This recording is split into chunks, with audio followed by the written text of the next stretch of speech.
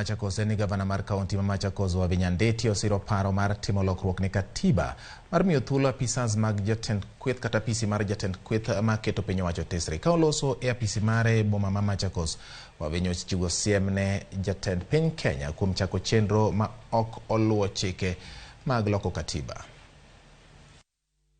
Waza ati kusema mtu anapunguzwa nini?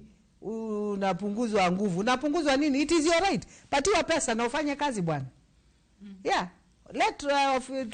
wacha sisi ni opposition, tupatiwe pesa, tufanye kazi, tucheck serikali. Sisi tulifanya. Wanaweza kuendeleza serikali na pia wakuwe na shadow ministers.